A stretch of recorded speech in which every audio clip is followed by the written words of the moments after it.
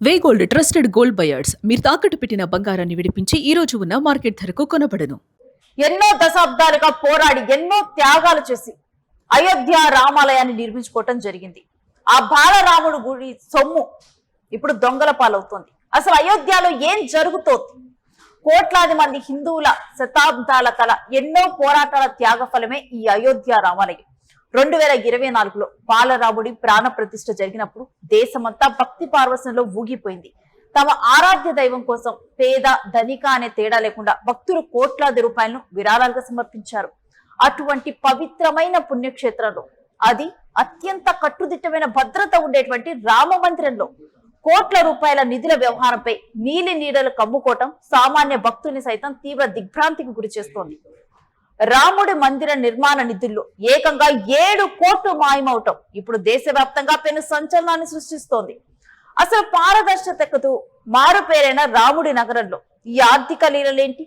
బాలరాముడు చెంతనే కూర్చొని ఇంతటి మహాపాపానికి ఒడిగడుతోంది ఎవరు? బీజేపీ డబుల్ ఇంజన్ సర్కారు నీడలో ఈ స్థాయి అక్రమాలు ఎలా సాధ్యమయ్యాయి?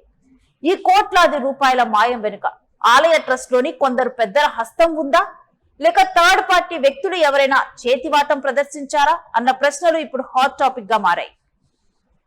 బాలరాముడి ఆలయంలో చోటు చేసుకున్న కుంభకోణం మూలాలు వెతుక్కుంటూ వెళ్లారు పోలీసులు. ఇక్కడే మైండ్ బ్లాక్ అయ్యే నిజాలు తెలిసాయి. ఆలయంలో ఉద్యోగిగా పనిచేస్తున్న లవ్ కుష్ మిశ్రా అనే వ్యక్తిపై అనుమానంతో శ్రీరామ జన్మభూమి తీర్థక్షేత్ర ట్రస్ట్ ప్రధాన కార్యదర్శి చంపత్ రాయ్ సమక్షంలోని పోలీసులు అతని నివాసంలో సోదాలు నిర్వహించారు. మీనాపూర్ ఠాకురా పాల్గుని గ్రామంలో ఉన్న అతని ఇంట్లో ఏకంగా 12 లక్షల నగదు గుట్టలుగా దొరికింది. దీంతో అధికారులు అవాక్కయ్యారు. ఇక అక్కడ ఉన్నటువంటి స్థానికులను ఆరాధిస్తారు. తర్వాత తెలిసినటువంటి విషయం ఏంటంటే, ఈ మిశ్రా అనే వ్యక్తి కొద్ది రోజుల క్రితం వరకు ఒక సాధారణ కారు మెకానిక్, నార్మల్ గా జీవితం గడిపేవాడు.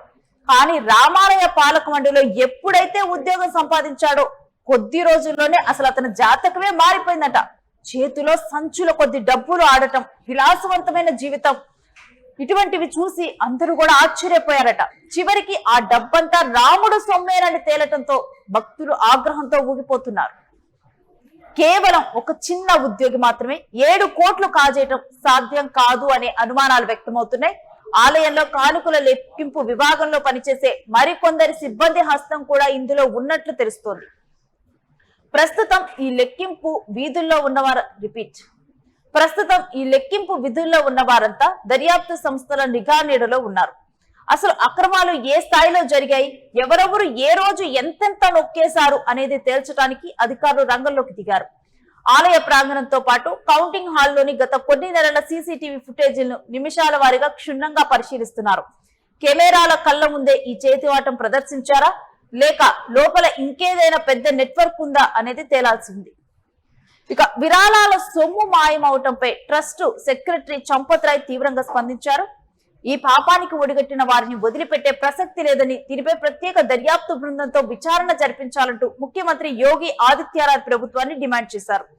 దీనికి ఉత్తరప్రదేశ్ ప్రభుత్వం కూడా అంతే వేగంగా స్పందించింది.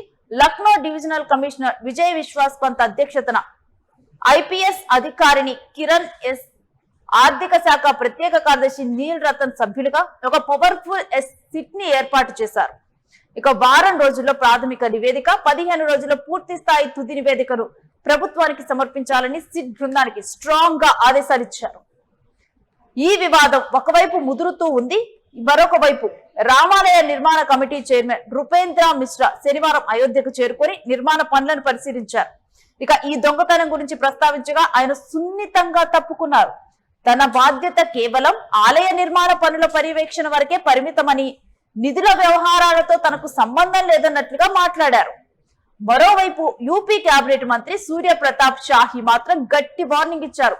భక్తుల నమ్మకం ఆధారాలతో ఎవరిని ఆటలాడనివ్వబోవం. ట్రస్ట్ ఇప్పటికే లోపల ఏం జరిగిందో విచారిస్తోంది. తప్పు రుజువైతే యాక్షన్ చాలా ఘోరంగా ఉంటుంది అని స్పష్టం చేశారు.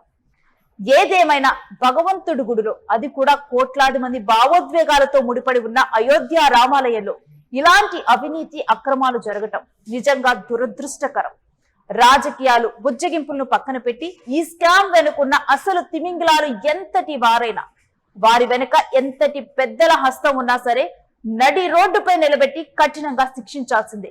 అప్పుడే అయోధ్య పవిత్రతకు, సామాన్య భక్తుడి నమ్మకానికి న్యాయం జరుగుతుంది. మరి ఈ 15 రోజుల్లో సిట్ దర్యాప్తులో ఎలాంటి నిజాలు బయటకు వస్తాయి? రాముడి సొమ్మును మింగేసిన ఆ రాక్షసులు ఎవరు? ఇలాంటి విషయాల మీద ఆసక్తి కొనసాగుతుంది. ఇక 15 రోజుల తర్వాత సమర్పించేటువంటి నివేదికలో ఏముండనుంది అనే దాని మీద అయితే చర్చ కొనసాగుతోంది.